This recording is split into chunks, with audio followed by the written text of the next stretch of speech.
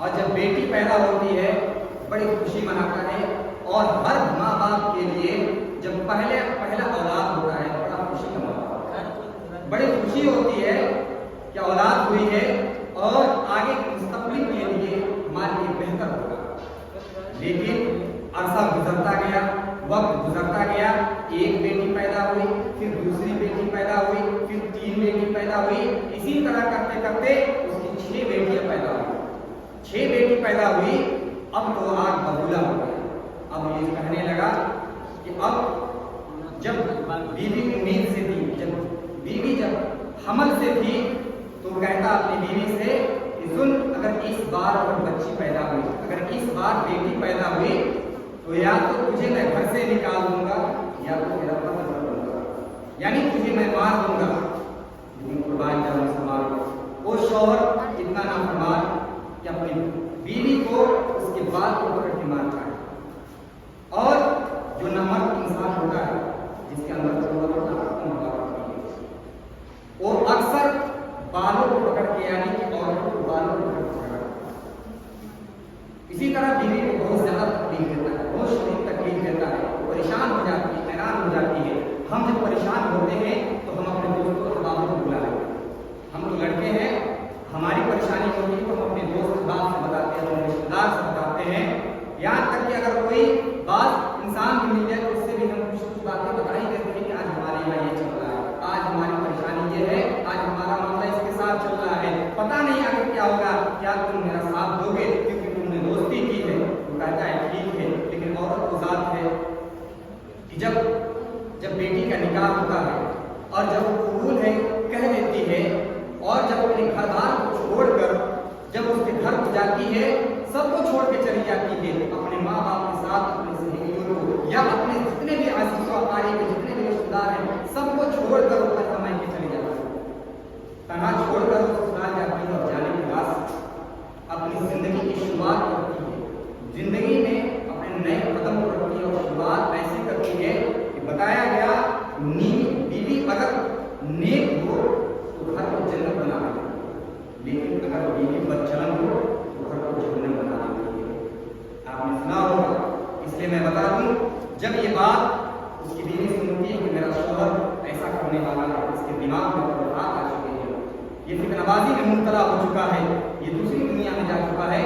اب انسان جب اکیلا ہوتا ہے، تنہا ہوتا ہے، جب پریشانی کی حالت میں ہوتا ہے تو اسے ایک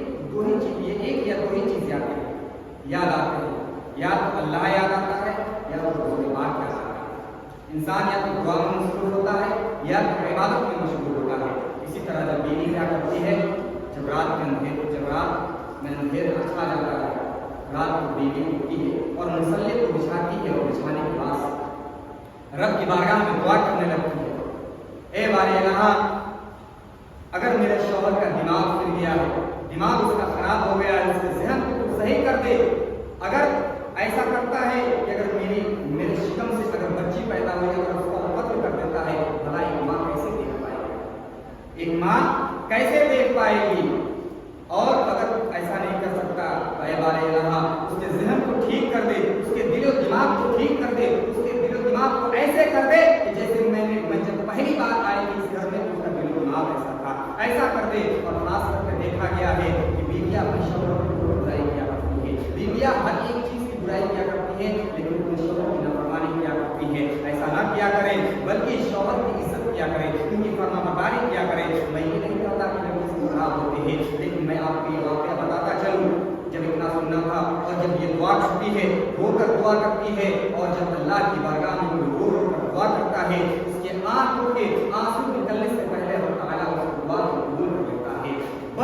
بس شرط یہ ہے کہ وہ حلال رزق کھانے والی ہونی چاہیے، حلال کمائی کھانے والی ہونی چاہیے، اور تقویٰ اور پرہیزگار ہونا چاہیے۔ بہرحال جب وہ دعا کرتی ہے اور دعا کر کے وہ آرام کرنے لگتی ہے، رات کو اچانک اس کا شوہر خواب کیا دیکھتا ہے کہ قیامت قائم ہو چکا ہے، حشر قائم ہو چکا ہے، حساب و کتاب ہو رہا ہے، اس کے اعمال ایسے ہیں کہ اسے جنت تو دور کی بات ہے، اسے جنت کی خوشبو تک نصیب نہیں ہوگی، اس کو جنت کے فرشتے جہنم کی طرف لے جا رہے ہیں، اور عنقریب جب جہنم کے قریب لے جاتے ہیں تو دیکھا ہوگا جہنم کے 7 دروازے ہیں، جب دروازے کے قریب پہلے دروازے کے قریب ہوتا ہے تو तो देखता क्या है कि पहली बेटी अपने बाबा को बहलाए रखी है और कहती है बाबा जान आप इधर नहीं जा सकते हैं, आप इस जहन्नम की आग में नहीं जा सकते हैं। फिर जब वो दूसरी दरवाजे के पास जाता है, फिर वहाँ की दूसरी बेटी मिलती है, वो भी यही बात कहती है कि आप इस आग में नहीं जाएंगे, आप आगे चले जाएं। फिर इसी तरह करते करते जब 6 दरवाजे पार कर लेता है और दरवाजा पार करने के बाद से जब 7वें दरवाजे के करीब पहुँचता है और पहुँचने के बाद से देखता क्या है कि आग के शोले भड़क उठे हैं, आग तूफान मार रही है, आग के शोले इतने भड़क उठे हैं कि उसके खौफ से उसकी आंखों से आंसू जारी हो जाते हैं और ये सोचने लगता है कि आखिर अब क्या होगा, यहाँ तो मेरी बेटी नहीं है, आखिर अगर मेरी बेटी होती तो यहाँ भी खड़ी होती और मैं इस जन्नत से निजात पा जाता। आज ये लोग कहते हैं कि बेटियाँ क्या है, आज कितने को देखा गया है कि जब बेटियाँ पैदा होती है घर में तो मायूसी छा जाती है। बेटा अगर अपाहिज भी हो तो उसे लोग उसके बुढ़ापे तक पाते हैं क्योंकि बेटा है, लेकिन कईयों को देखा गया है कि जब बेटियां पैदा होती है अगर कोई बीमारी आ गई या कोई ऐसी बात हो गई तो उसे छोड़ दिया करते हैं, उसे तनहा छोड़ दिया करते हैं। ऐसा ना करें, बल्कि आप इस वाक्य को जरूर सुने और अपने दिलो दिमाग में बैठा लें। जब 7वें दरवाजे के करीब होता है, जैसे ही उसे अब जहन्नम में दाखिल किया जाएगा, जैसे उसका अगला कदम बढ़ता है कि फौरन उसकी नींद खुल जाती है और नींद खुलने के बाद से फौरन वो रोने लगता है और रोने के बाद से बारकाहे इलाही में दुआ करता है, ऐ रब ताला मुझे बेटा नहीं चाहिए, अगर ये भी पैदा होता है तो मुझे बेटी की शक्ल में चाहिए, बेटा नहीं चाहिए बल्कि बेटी ही चाहिए क्योंकि बेटी जन्नत से निजात का जरिया है।